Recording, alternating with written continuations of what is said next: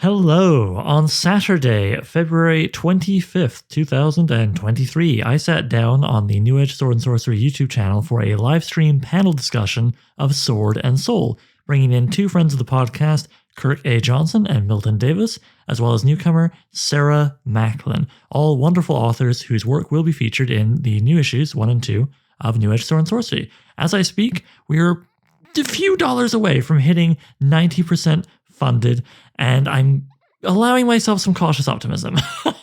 But yeah, so here's another bonus episode of me uploading just the audio of the discussion, which is in no way edited, but I think still quite enjoyable. While a smidge of material that we covered would be familiar for those who listened to the Kirk and Milton episodes, we covered a lot of other stuff that did not come up in those, and I think it was really, a good time. I'm going to want to do more of these panel discussions, I think, maybe for the podcast exclusively or live stream and podcast. Anyway, you don't need all those details. What you need to know is, if you're hearing this before 8 a.m. on Saturday, March 4th, and there is still time to back and share the Kickstarter campaign, thank you so much to those of you who have. And yeah, here's the discussion. Okay, and here we are, live with Kirk A. Johnson and Milton Davis. Sarah Macklin will be joining us soon.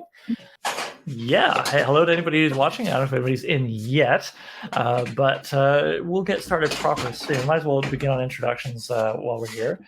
Milton, why don't you take a minute to introduce yourself to folks?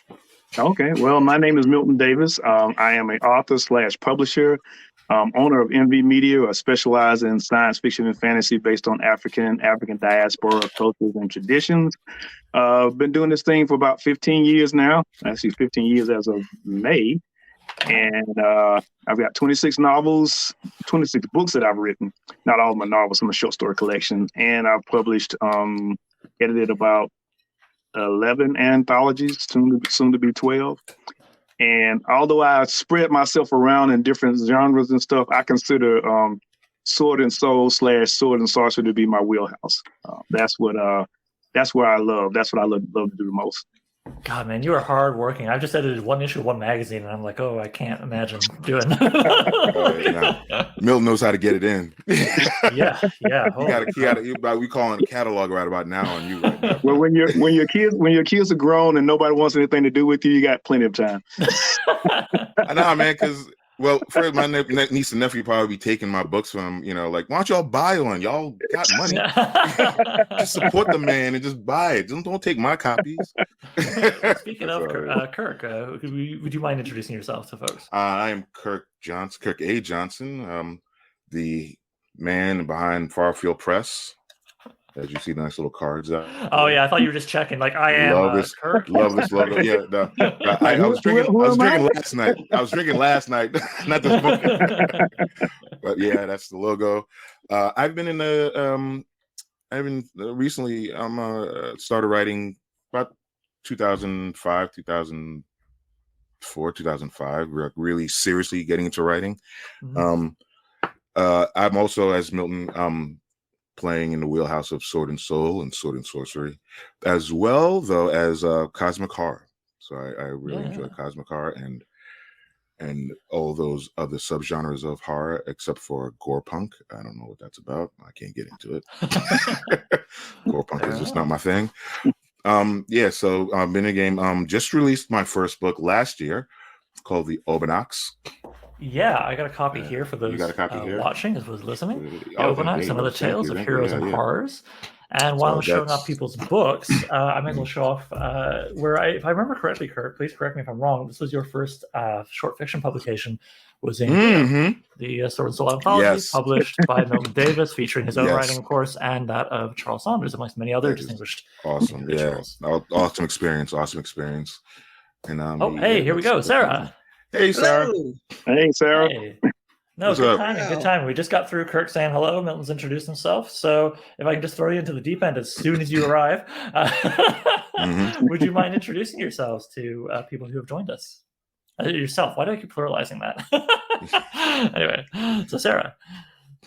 Hello, everyone. I'm Sarah A. Macklin. I am the author of The Royal Heretic, Bride of the River God, as well as several short stories. My first writing love was Sword and Soul, even though I didn't realize I was writing it. And I'm just an all-around fantasy girl, comic geek, comic maker, and artist. Awesome. Now I have physical copies of the other guys' books. I was flashing. I don't have a physical copy of yours. Kevin, will this work? Can you put up the cover of Sarah's book, The Royal Heretic, on the screen? Or will we accidentally make the whole call blow up? I don't know. Let's see what's happening here. Oh, no, well, we see Kevin. Yeah, let me give this a quick check, see if I can do this. So. Sorry, everybody. This is one of our very first live streams. We're still figuring out the nuts and bolts of it. Oh, no, boy. Not. Hey, Kevin. Here you go. The Royal Heretic. Milton has a copy. All right, here we're just. There we go. You know what? Never mind. Everybody look at Milton's screen there. Thank you, Milton. Sorry, I don't have a visual copy, so I messed up. Sorry, I don't have a Kindle with me. Royal Heretic. There we go. Thank you so much for joining us, Sarah. Yeah, it's really lovely to have all three of you together here. It's really nice to have like a panel discussion. Just as a host, it's nice. It's more relaxing. Take some pressure off me. I've got more people to talk. It's great. And Sarah, thank you so much for your resharing. Yesterday on Twitter, we had a really good day on the Kickstarter, and you contributed to that by sharing the link. And I saw some other people pick it up, and some backers come in that were definitely coming off of you sharing that. So that was pretty cool. We went from like 79% in the morning to 85%. By dinner.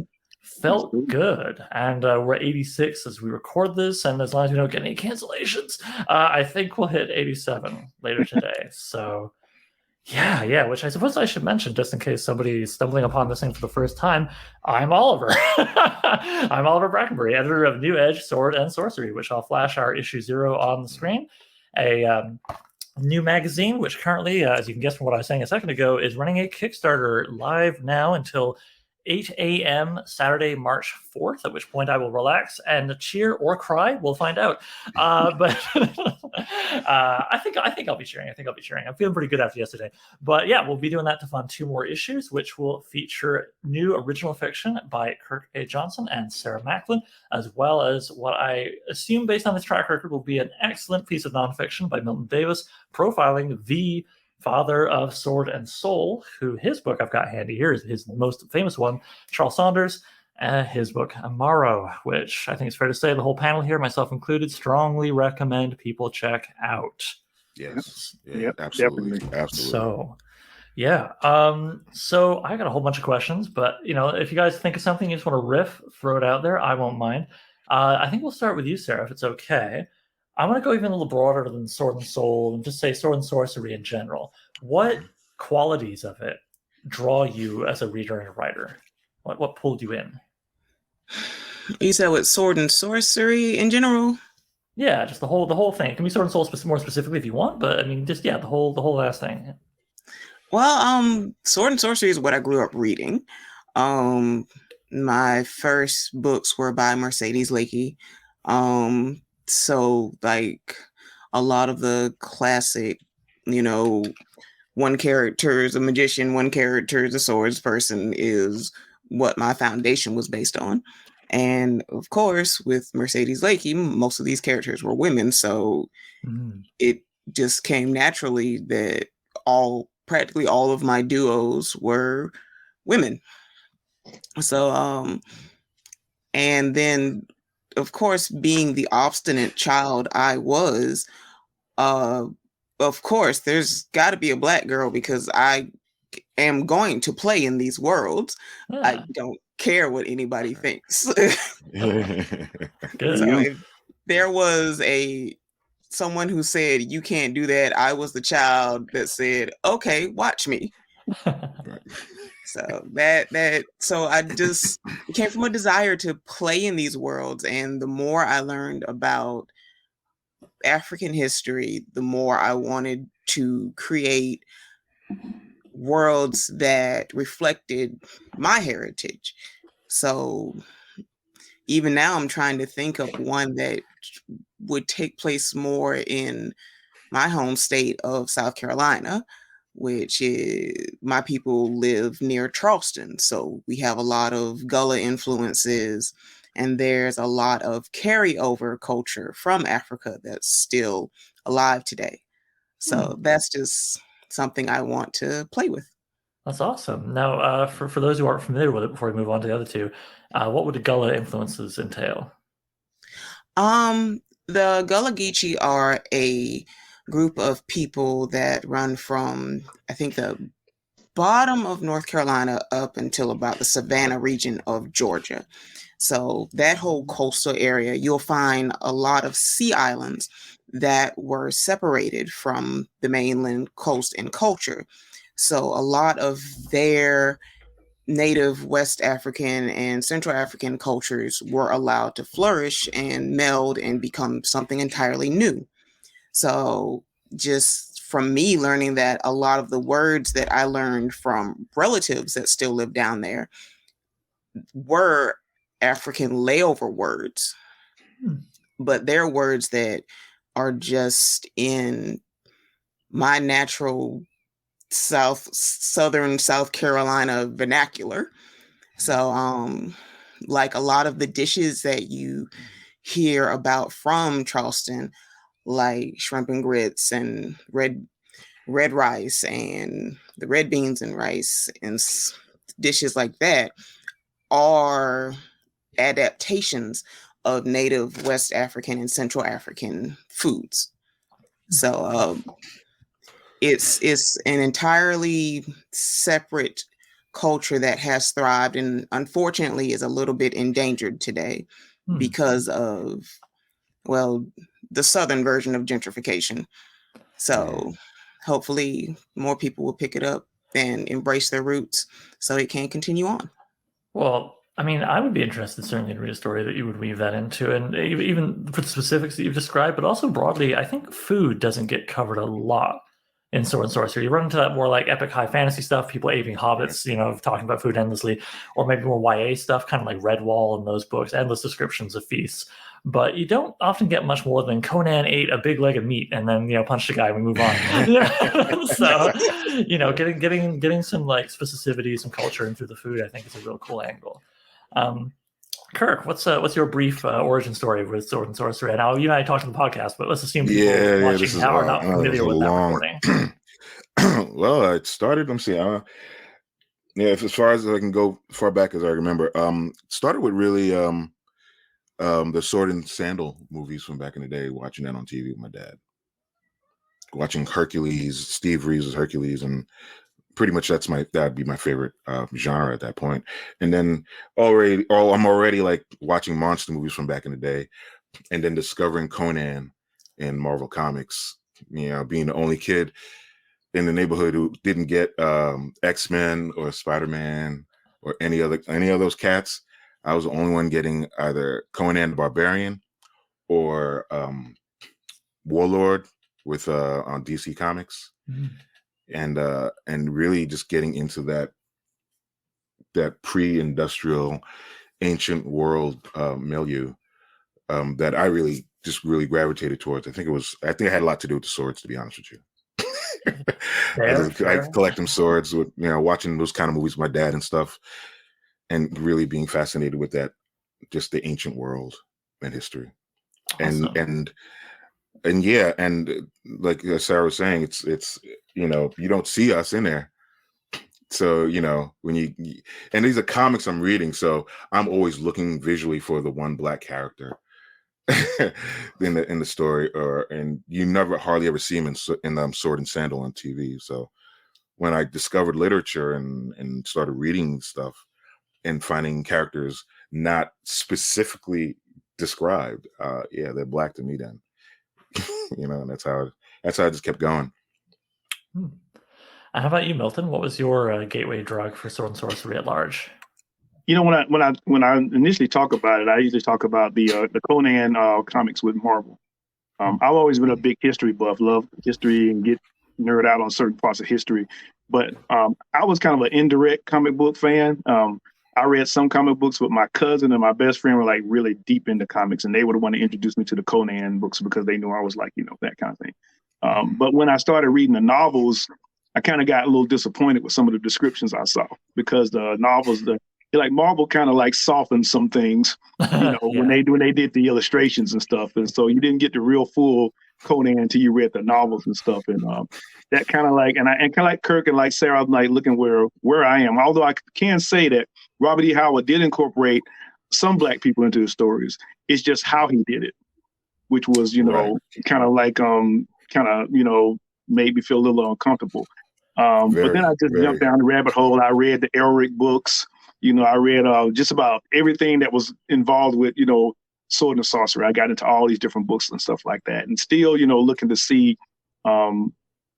my historical culture represented. And it wasn't until the 90s when I went through, I call it my African Renaissance, when I tried to learn everything about African history and culture, when I started coming with the ideals of writing something like this.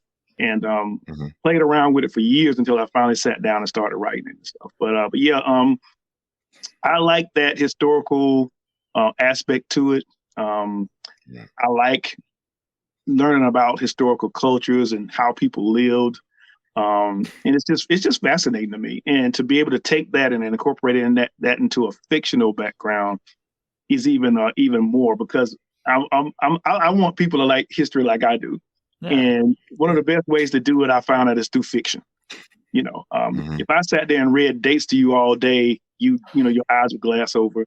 But if I talk about a place that Changa visited because he was doing on this adventure, then all of a sudden you're interested in that place because you're interested in what Changa does. Right.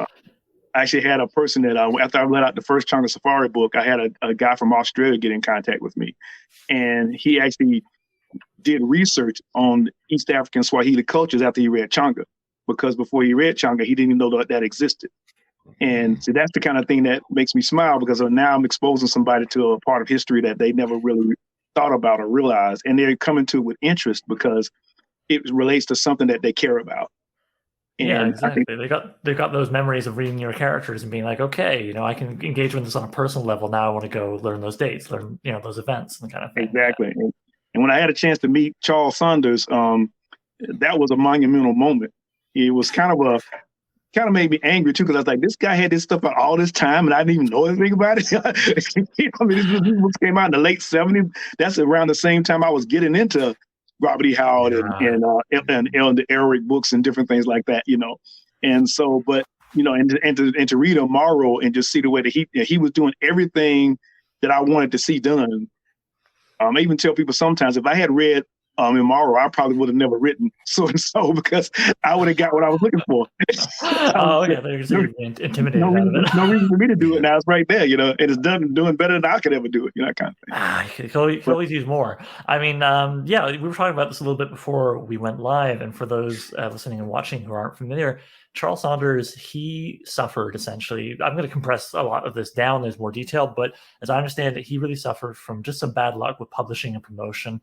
He was not put out there the way he should have been, and as a result, his initial trilogy of Amaro books 2 and 3 didn't come out for sale until 1 was out of print or something stupid, and so you just all kinds of stuff like that just really sabotaged getting his name out, getting his stories out, which is such a shame. Played a role, perhaps, Milton and you not discovering him until much later. And talking about discovery of Sword and Soul, why don't we come around to Sarah again? And Sarah, what would you say, we talked about Sword and Sorcery at large. When did you first start picking up and getting into Sword and Soul? Was it Charles Saunders or was it something else? I kind of did it just out of my own want to and see Black people in such a milieu. I want to see Black people as wizards. In fact, I have a T-shirt that I got from Fire Magazine, the magazine of Black speculative fiction, that says, Black wizards, Black warlocks, Black demons, Black gods, Black angels, everything. And it was just, I started writing as a teenager and putting more Black characters in my stories. It didn't matter if I had a white protagonist, there was going to be Black characters in this story, to the point where I was like, you know what? Why am I writing about white main characters? Why don't I just write about a Black main character? Who says I can't write about a Black main character? And since fantasy is my love, it just seemed natural to, look into more of, the African histories and draw from that and what a medieval world would look, but looking towards these cultures. And then I forgot which community, I ran across Mr. Milton. And it was like, wait, there are other people doing this too. Oh my gosh. There's a word for this. Oh my gosh. So it's like at that point, it's like, yes, all of it. I'm writing all of it. No, I'm sorry, sir. I've had my short-term memory just sandblasted by working on the Kickstarter every waking second for the last 3 weeks. I know I read this at some point. I just can't remember anymore. Was your first publication with Milton, or am I getting mixed up? No, it was. Oh, I'm sorry. Yeah, it was.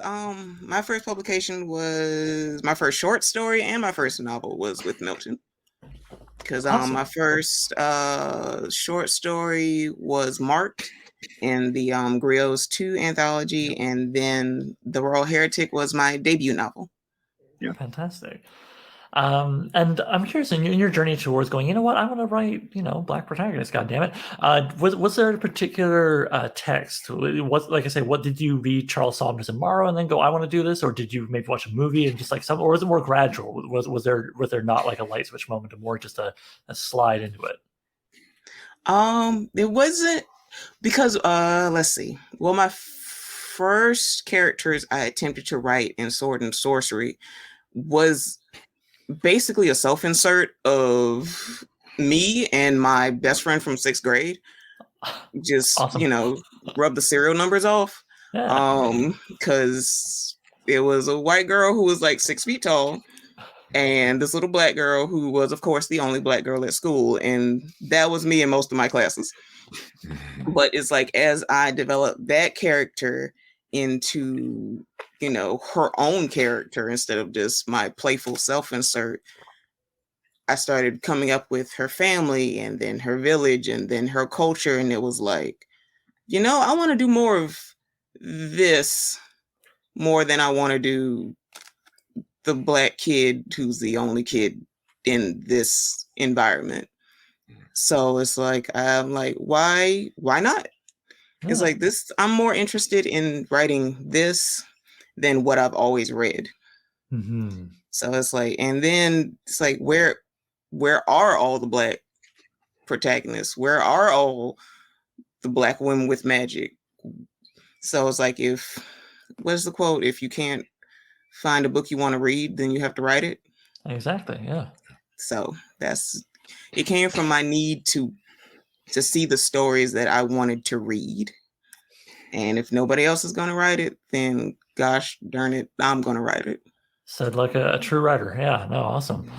Kirk, where did you first start picking up the pen and stuff? Now, I do remember, but only because I've done a full interview with you before. You also found your first short fiction publication with Milton in Griot 1, right? Right. Which was, thank you so very much, Milton, for that. Always. I in college, I was in terms of writing, I was taking screenwriting classes in college. So I would write, short films and stuff with weird shit happening to my character in Brooklyn. So I didn't really pick up like writing Sword and Sorcery, Sword and Soul until I read Charles Saunders. So, when I picked up Amaru and I started, actually it was watching, it was, I can't get it. I'm trying to remember the name of this website. I think it was on DodgeNet, and shit, man, it was like Heroes of Dark Fantasy or something like that nature.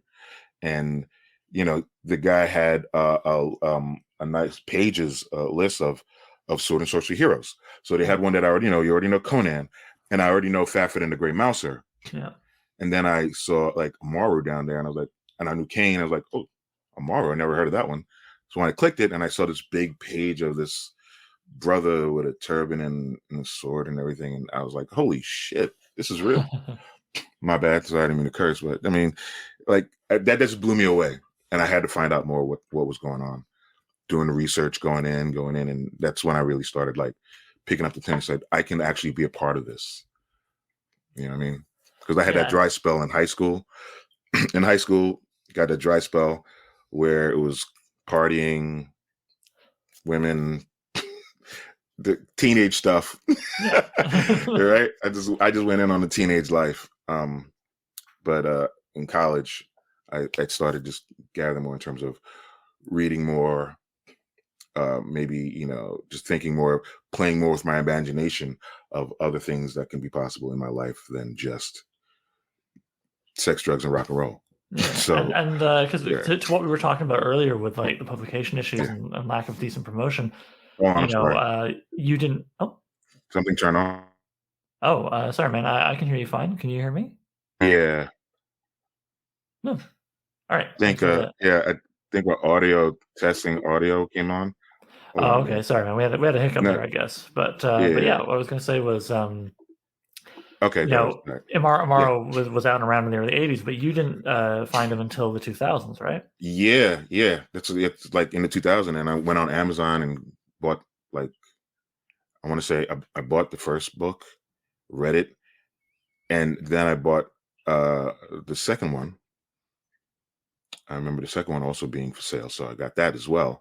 And then I bought another copy of them. So I have like 2 copies of each of the original stories, Nice. really books. One 3 of them in plastic, and the other one is out. Yeah. Those are very important. Those are so important in terms of just, I imagine what I'm going through, there's somebody else going through it. Yeah. And seeing this opened me up to the idea of not, there's spaces that you can be a part of. You know what I mean? What you love, your passion, what you found so interesting and engaging, you're not, you don't see yourself represented in them. Right. And then when you do see yourself represented in them, that was like a light bulb, like, oh shit. Oh, I can actually be in this really, really. I can I can create in here. I don't have to like use it as, like throwaway entertainment. It's no longer throwaway entertainment. That's what I mean. Now it's like I can be a fan of something. Yeah. I can really get into this. And that was Charles Saunders. I'm so sad I didn't get a chance to ever really meet him or chat with him. Yeah. And I know there's a lot of work being done by various parties trying to figure out the rights situation to his work so they can be collected and published again. But we'll see what happens there. I mean, I think we're all rooting for it, that's for sure. I'm rooting for a hardcover for his book. So yeah. And also maybe collect some of the harder to find stories, like the Desoye tales that were in the Amazon and the Sword and Sorceress collection, stuff like that, right? Like the stories maybe were a little harder to track down. Or there's like a there's an anthology. But is it in print? Yeah. Oh, okay. My mistake. Pardon me. No, right, right. I think I remember because I have it. Oh no, it exists, but I just thought maybe like a lot of the other stuff that Saunders did, like the rights have kind of lapsed and it's harder to get a copy. Oh, I'm sorry. Around secondhand. Yeah. So I'm saying I want like new collected publications. But Milton, you did have the good fortune to meet and work with Charles. Where was why don't we kind of like blend 2 questions here? Where was your beginnings of writing your own Sword and Soul tales? And was it reading Charles, or was it later getting to work with Charles? Like, or was it nothing to do with Charles at all? Where was the beginning of that for you? Well, I began attempting to write Sword and Soul back in the 90s. That was the same time I was going through my my African history renaissance, and it was actually a historical fiction novel that sparked me. It was a book called Segu by Maurice Condé, and it was basically a historical fictional book based on a family in Africa. If you hadn't asked, if I hadn't talked about it, I could have talked about the particular tribe of people that would come. But it was basically talking about pardon? The Bamana. Yeah, the Bamana. The Bambara. And it was it was talking about this family and what they were going through during the early 19th century. All these different influences, from the Europeans, from different African tribes, and each person in the family kind of represented something that was happening during that time. It was the first time I ever read any type of fiction based on African culture and history, and that just blew me away. And it was like, I say, this is what I want to do. This is what the kind of writing I want to write. And that's around the time where I actually started with the idea of writing Meji, my first novel. That's when I started doing the research for Meiji. And that took forever because I had a lot of start and stops. There were people I was working with from an artistic standpoint that were there and disappeared and all kind of stuff like that. And it wasn't until 2005 where I really sat down and got serious about doing all this. And it's funny because that's around the same time that I met Charles. I had been researching because something was telling me there's somebody else that has had to have done this before. I'm not one of those people that feels like, especially when it comes to stuff with Black creativity, is that there's one person that just hadn't done it yet. My thing is more there are people that have been trying to do it, but because of the powers that be and the gatekeepers, they've been prevented from doing it. Mm-hmm. And so I kept saying somebody had to do this before, just too much information out of it. And around the time that Nightshade decided to re-release the Amaro books, that's when Charles started popping up everywhere. And I tried to get in contact with Nightshade, say, hey, I'm kind of naive about the business. I thought I just talked to somebody and say, hey, I want to get in contact with this writer, and they would actually give me their information.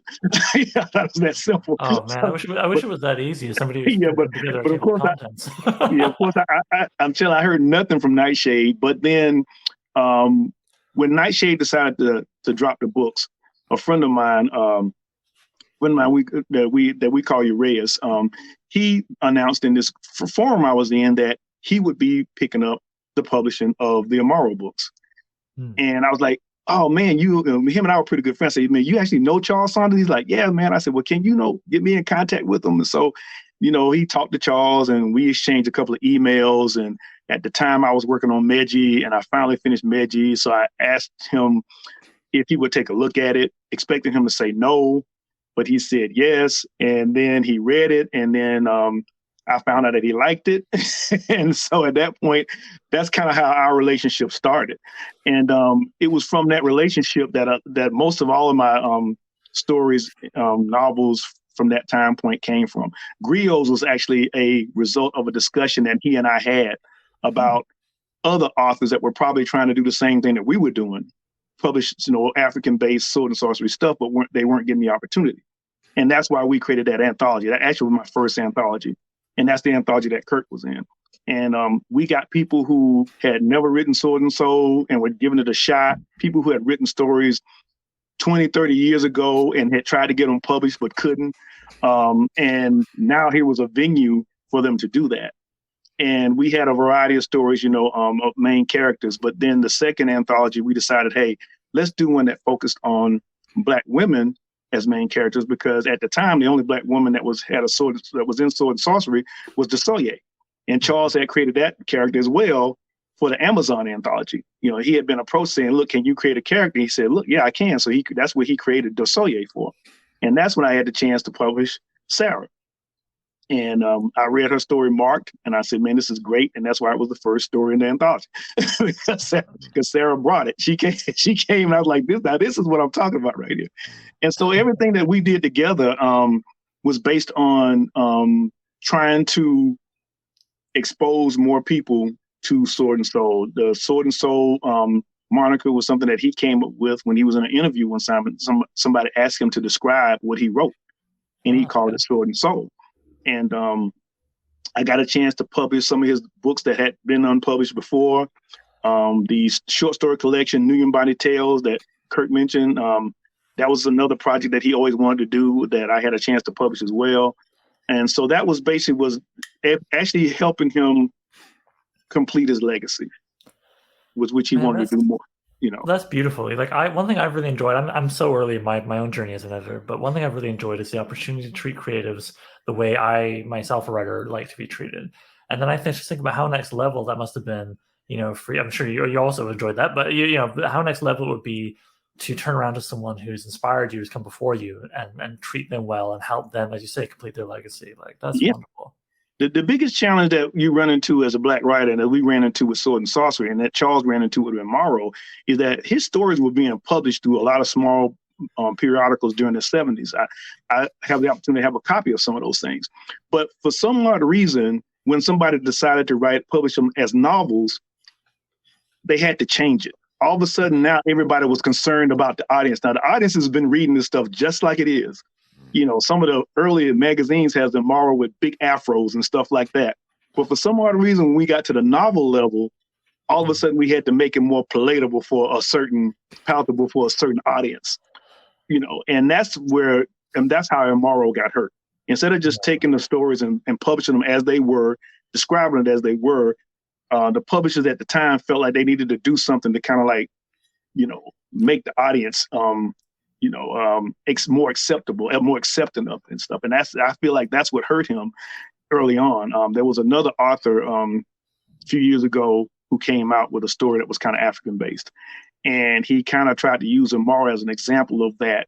If you base something on African culture, it wouldn't be successful. And the approach that he took was totally wrong. But,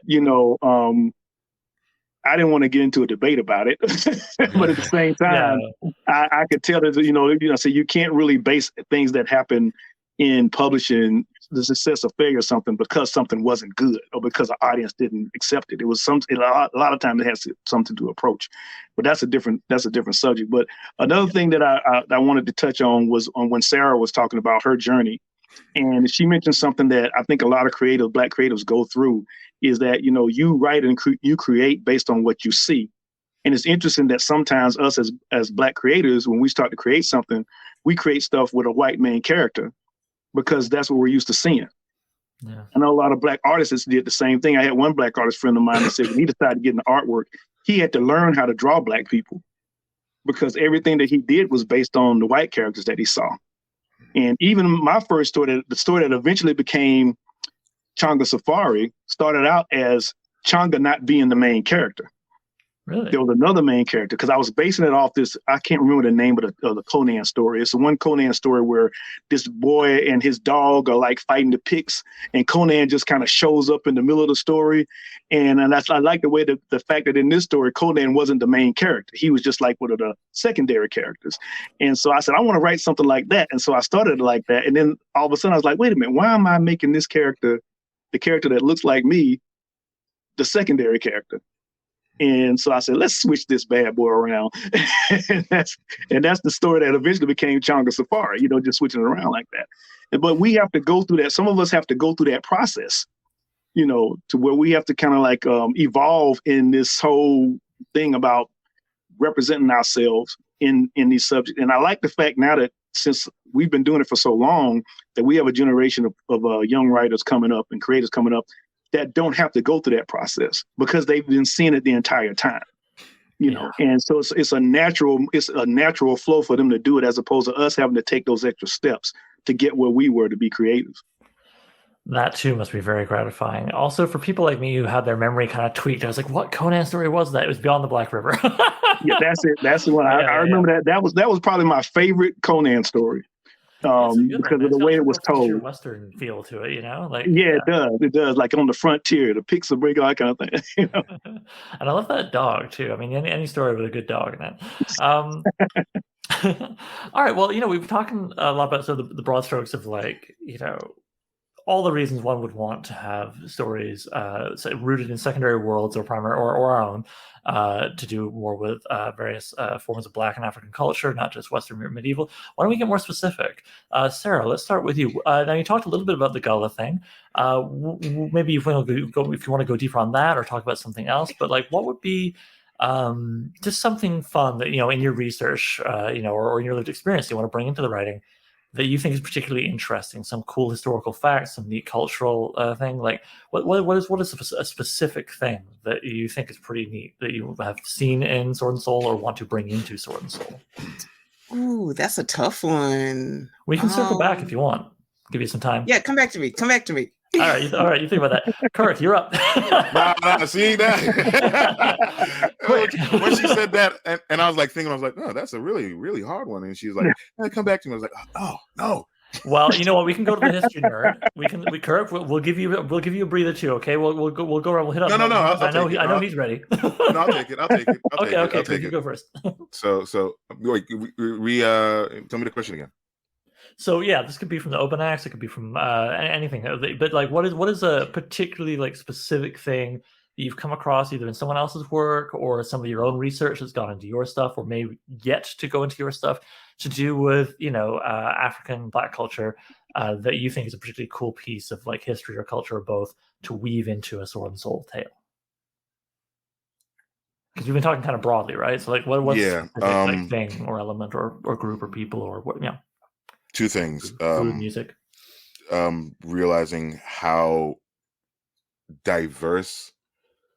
ethnically diverse Africa really is, and how there's like over 100 languages on the continent, over 100, and that blew my mind.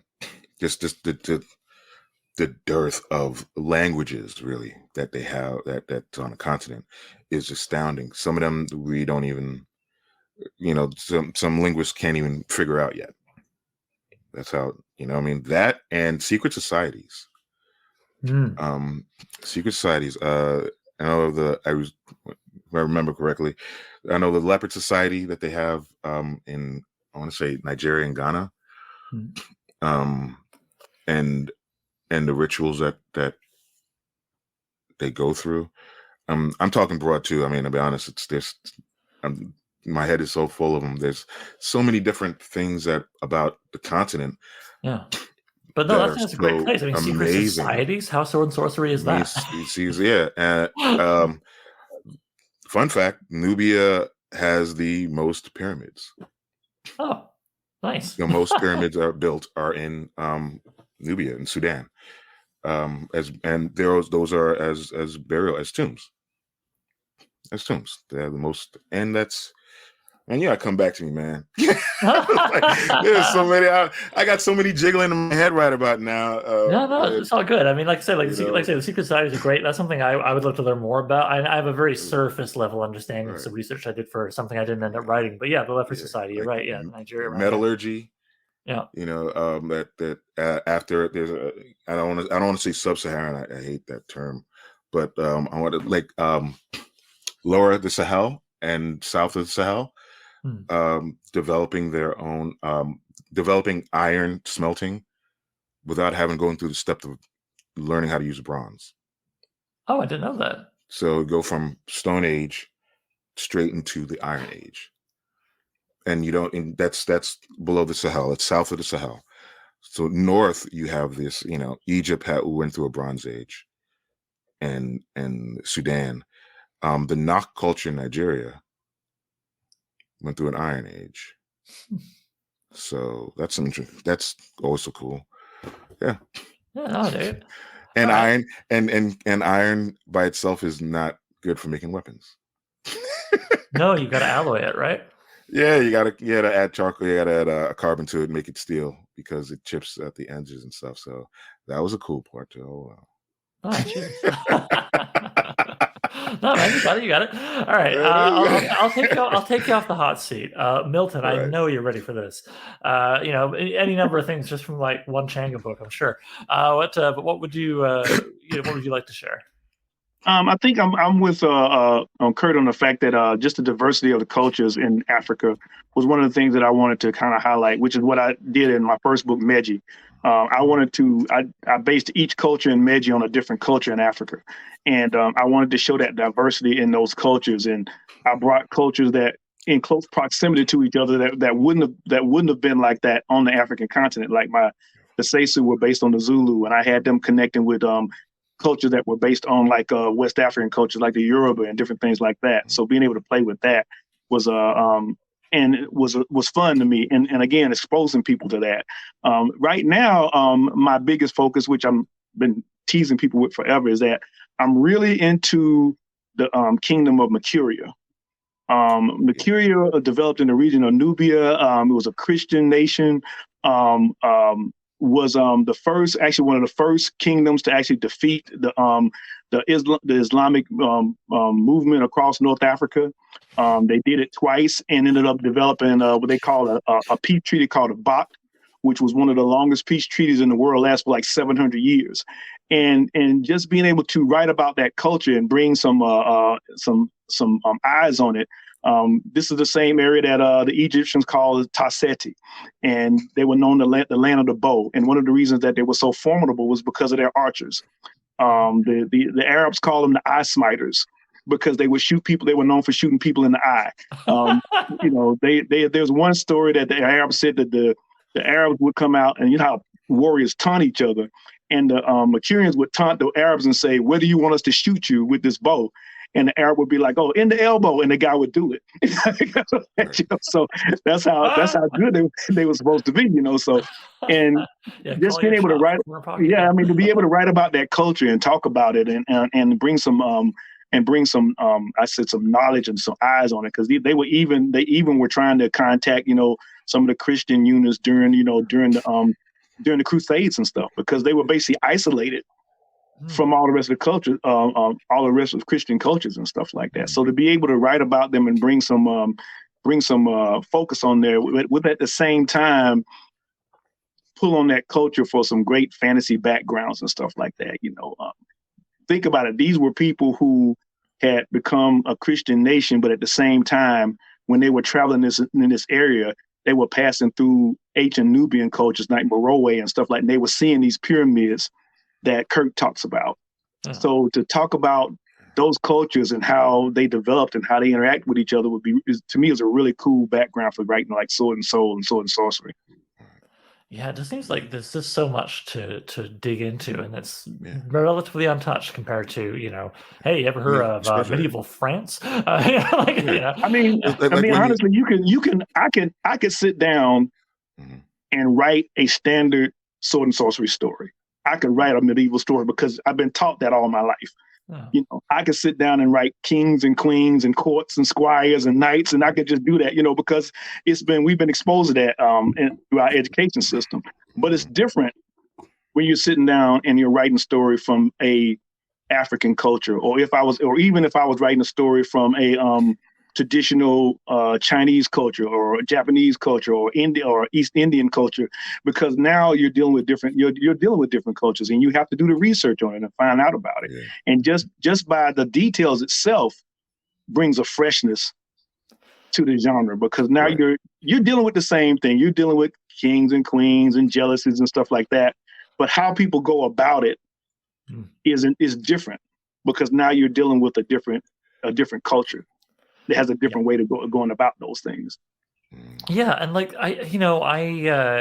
often hear in a variety of contexts this writing advice about specifics are universal. Sometimes people worry, if I make the story too particular to any one thing, nobody will be able to relate to it. They're not from this part of the world, or they don't, whatever. But I've enjoyed Amaro, and it's got, it's not rooted in anything to do with me. I've enjoyed all of your writing. You know what I mean? It's just, I think the specifics make it interesting. And then you still always got, as you were saying, underneath the universals of people's motivations. You still got kings. You still got people who are out to try and survive, out to try and make a living, whatever, Right. Yeah. If I could just throw some shine on my colleagues here, of how I feel about what they write about. And the thing I really like about Sarah in the Royal Heretic is that she's writing something that's based on Egyptian culture, and you don't see a lot of that done in Sword and Sorcery, and the way that she handled that. That's what really got me excited about reading the Royal Heretic. It's probably one of the best novels I've written in that genre, because of the way that she handles it and stuff like that. And as far as Kirk is concerned, when I read his new book, he does bring that element of cosmic horror into Sword and Soul that I haven't seen done a lot of, and I like the way that he blends those two together and tells his stories like that. So to see people like them come into the genre, that's why I'm so excited when I see a new author come into the genre, because I'm always looking at what are they going to bring to Sword and Soul to expand it and to tell the stories in a different ways than that's normally done. Because the one thing that Sword and Soul does have in common is the incorporation of spirituality into the storylines, because there's not a separation in African culture between, your daily life and the spirituality. And that's the one common denominator that you see in most all Sword and Soul stories, because if you're doing your research the right way, it's just only natural that's going to be there. And I'll be quiet now. No, it's all good. Right now. I noticed that too. I feel that's like one of the more important elements of Sword and Soul is the addition of spirituality and the context of spirituality within the cultures that you're creating. Like even in a secondary world, that's you creating a secondary world, and you add those African influences and understandings of the continent into that world. Yeah, because spirituality is definitely a big part of it. Yeah, in most African cultures, the relationship between the living and the dead is unique and different. Right. And it's not separated. It's a continuous thing. And it's, one continues to support and affect the other. Mm-hmm. And that's a something that if you study African cultures, that it almost has to be there. Yeah. Interesting. Sarah, before I grill you on for historical specificities, would you like to talk to the spirituality aspect as well, or do you want to get to the historical thing? Oh, this is one of the things that I've talked about in one of my writing groups as well. Is like, I know Black people across the diaspora and for a lot of other cultures, what is considered magic for us is every day. There is a blending between not the spiritual or like the other worldly things and every day. You'll hear grandmothers talking about, I grew up with, if you're asleep and you felt like there was a weight on your chest, that was a haint. Mm-hmm. And it's like, oh, okay. And there's no question of that. It just is. Or if you're having a bad day, the old hag is riding you. It's just these common things that are not just, a superstition, throw some salt and it'll be okay. No, these are things that are considered real and part of the world. It's a feeling that the spiritual and the physical aren't two separate things, but they affect each other. So it's like, I have a book and it's behind me on the shelf and I can't remember where it is, but talking about how African American Christianity naturally incorporated a lot of the rituals and so on from their African ancestors, and how we worship is a direct reflection upon all the different cultures that were suddenly mashed together into one people, and how there's a lot of honest paganism in our worship beliefs and practices, and things that you can see the direct correlations. So it's like, that's something that if you don't find that in a Soul and Sword story, I have to kind of side eye, because if you read African myths, it's all there. You're walking down the road and you'll talk to a spirit. Okay. I have stories that someone was walking down the road and they talked to an angel. So it's like, it's one of those things that's just part and parcel with the genre. I think it's really interesting because, like you look at most, sort of traditional Western stuff starring guys who vaguely resemble me, and it's like the other is very the other, right? It's so separate from daily life. It's so separate. And that's part of what makes it, like, especially read a lot of the classic guys from the 30s, cosmic horror, right? Kirk, like it would be the thing that is so not us, the thing we can't understand. It is so separate. Right. And so to have it woven into daily life, like the spirituality, and I think it's kind of, it's a really intriguing difference that I definitely want to read more of and see more of. So, Sarah, it's okay if the answer is I don't want to. But was there any particular piece of research that's come to mind while Kirk and Milton were talking about that from your own research? Food. Yeah, love it. Especially because I love to cook. So, after watching the Netflix documentary High on the Hog, I immediately went and bought the book. And the more I'm reading about it, and it's like, there's so many foods that she's talking about from the marketplaces. And I'm like, I've seen these foods. I know what these foods taste like, yet I have never set foot on the continent of Africa. So in the book I'm currently working on, is about to quote unquote African immigrants in the largest city in my secondary world.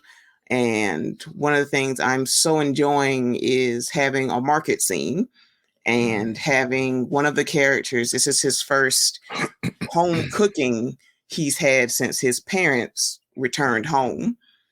So it's like the connection of food and family and culture is something I love to integrate into my stories.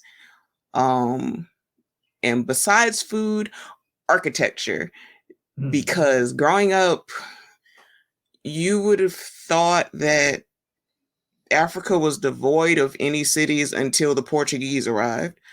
Right. Well, it was aliens, right? And Atlanteans who built all that stuff. Ancient aliens. Yeah, ancient aliens, all astronauts. Aliens. Yeah. So it's like learning about all the cities that were in Africa and learning the different styles amongst the different separate cultures. And that's why in the Royal Heretic, I tried to make sure that each of the three major sections of the empire had their own specific kind of architecture to denote the cultures they had come from. So in that book, the northernmost culture, I have very loosely based on like Carthage. And then the southernmost culture, I have very loosely based on like the Ashanti and how their buildings and family compounds and such would have looked. So it's so much fun to take these things, these little details, and adapt them to a whole new world. And as Milton said, get people curious about real history in our world. I very much appreciate and empathize with you saying very loosely based on, because the history nerds, right? They'll come for you. Milton and I talk about this a bit. That's why I write fantasy and not historical fiction.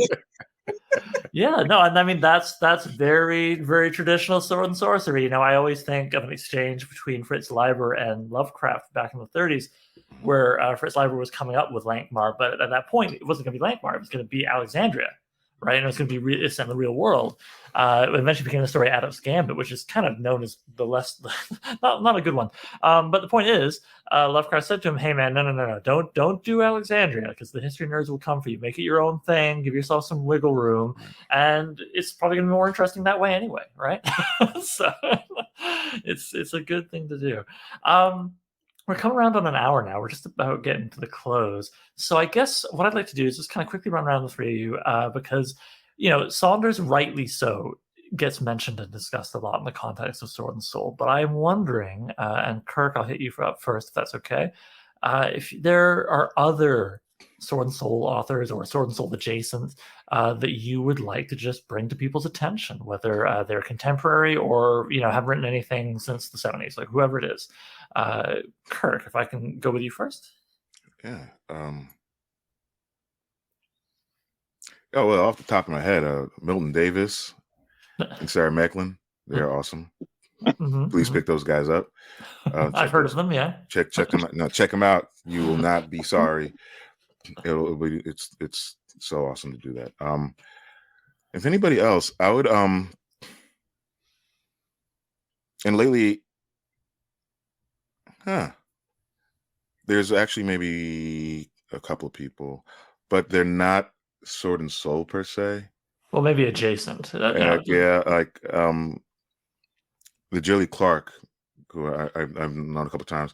He doesn't do it, but he's done it. I'll say that. Right? He's been in heroic. Yeah, he's actually in Heroic Fantasy Quarterly a couple of times also. So but his stuff is pretty powerful and it's awesome. Check that out. There's a young lady, Denise Tapscott, who does more horror, witches and gypsies. Actually, she has one, Voodoo Kisses and Gypsy Wishes, which is pretty good. I would check that out also. Awesome. All right, Milton. I know you have a long list of names I'm sure you're thinking of, and I always feel bad when I put anybody on the spot to say, like, recommend some people, because it's always like, oh, I'm going to forget somebody. They're going to not like me after that happens. So just, with the caveat, this is just what's coming up to mind right now. Don't worry about trying to hit up everybody that you love in the world. Who's a few names that you'd like to check out, either contemporary or historical? I always do bad on these things because I always forget somebody and think about it later on. But of course, like Kirk says, I would, check out Sarah's work. I would check out his work. I would add Fenderson and Jelly Clark as well. Fenderson actually has a story in griots, and he has a story in griots of the spear. So he doesn't write it. I think he has a new book that's going to be coming out pretty soon that's kind of along the same vein. There's also Balogun Ojetade, who have a story about Once Upon a Time in Africa. Balogun is unique because not only is he a Yoruba priest, he's also an African martial artist. So you get details in his stories that you wouldn't normally get in some of our other stories because he's coming, I would say, probably closer to the culture, that type of thing. You had a wave of new people coming out a few years ago I don't know if you would really say they were sword and soul, but they had used African culture as their background. Tony Annieme's books. One that I really like is I think his name is Edwin Winter, Rage of Dragons. That's an excellent series. His stuff is actually based on Xhosa culture. And the story is, it incorporates dragons because everybody likes dragons, but the details of his stories are really great. I love his stories. I read he has 2 books out right now and that I've read, and they're like relentless, action-filled stories and there's so many individual authors that we have in griots. That the thing right now is that I'm looking for authors that are being more consistent, as far as publishing books in the genre. There are people that jump in and out. David Anthony Durham had his Acacia series, which was I would say probably more Eurocentric, but it is based on African culture as well. So there's a bunch of people that I know whose names I'm forgetting right now that yell at me. A lot of it has actually been done in comic books. Peter Daniel has a character named Cheoma, and his stuff was, if it was written novel wise, I would consider it sword and soul. I mean, I do consider it from a graphic novel standpoint. Again, based from African culture and traditions and stuff like that. So it's a lot of people. It's a pretty good amount of people out there doing it, but we always need more. We always welcome more. Yeah, make more people aware of it. Sarah, who would you like to give a shout out here? Y'all stole all my names. That's the problem with going last with this question. Sorry. It's like a lot of the unfortunately, a lot of the names I would think of naturally, they are genre hoppers like I am. So while they have done sword and soul in the past, they are not currently doing it as far as I know. But one I can think of off the top of my head, Devon Sanders, excuse me. Yeah. He has a novella, She Who Hears All Whispers. Hold up. I got it right here. There you go. Okay. Oh, nice. Right. I love his stuff. It's truly from the heart.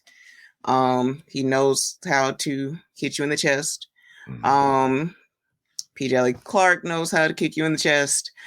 Those are my favorite writers. Yeah. Of course, Milton, who is the godfather of Sword and Soul. There's so many people whose names I cannot think of right now. But that's okay. They're just quietly judging you for it. Okay, I love them all. I'm so sorry. But if you want to collect writers, definitely go through griots and griots 2, because all of those stories are incredible. And if you have never read Sword and Soul before, that will give you the best introduction that you can get into the genre. Yeah. Yeah, and take it from an editor who did just that. Sarah is 100% correct. I read Kirk's story in Grio 1, and then I checked out the OpenOx, and I was like, man, he's working on his craft. I can see some, some real quality improvement here. And I reached out, and here we are. So there you go. Yeah, in action.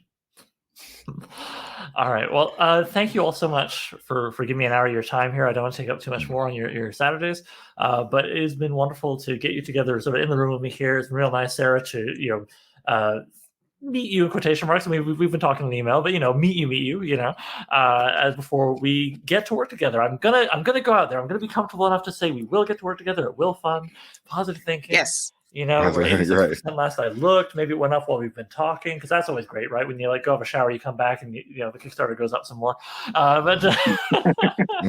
Yep. And yeah, just go around the table. Quick reminder for anybody, this is their first exposure to this whole thing. Kirk is going to have a new story. It's going to be kind of spear and fang, more like prehistoric era, right? Sword and Soul. And if the title does not change, maybe it will. But for now, it's called Carnivora. We've got a small sample of it on the Kickstarter. You guys can check that out as a latest update. Milton will be doing a historical profile on Charles Saunders. You can get to learn about him in more detail than some of the stuff we just touched upon today. And Sarah will have a new work of short fiction, TBD. We haven't discussed it yet in terms of title and subject matter, but I wouldn't have asked Sarah on board if I didn't think it'd be great. So, I hope, stop it, Oliver. I know that people are going to get to read these issues and going to get to see you guys in it. And I just can't wait. I can't wait to work with you all in the editorial process, which I really enjoy. I love discussing story, going through crafting even narrative and nonfiction, it's going to be great. So, I've got nothing else. Sorry, I'm so fried from the last few weeks, guys. I'm so sorry. I keep trying to you good. Kirk, you've been on the podcast. You know that I know how to close these things normally. I'm just looking at you all and be like, at some point, Oliver, you stop talking and the thing ends. That's how it works, and I can't end it. So thank you all. I'm just gonna say that. And thanks to everybody watching and listening. You know what? Actually, I'm just gonna throw it quick to the chat just in case. Anybody watching, I feel like we've been pretty thorough, but do you have questions to ask the panel? Kevin can throw the question up on the screen so people can see it and we can all talk. Or it can be like my grade 11 English class when the teacher would say that and everybody just stares at the front. Because that's fair. Maybe you all feel like you've heard everything and you're good. Right. Because we've been thorough. We've been really thorough. I appreciate that from you guys. I think so. Yeah, okay. All right. So nobody's got any questions today. Whatever. If they throw them up late in the chat, we can come back to it in the comments or whatever. So yeah, if you're seeing this as a recording later, throw questions in the comments and I'll see what we can do to address them. But yeah, again, thank you, Kirk, Milton, Sarah, for your time, and I'll talk to you later when we're figuring out your stuff in the magazine. All right, guys. All right. Awesome. Take care. Thanks. Peace, Bye. guys. All right.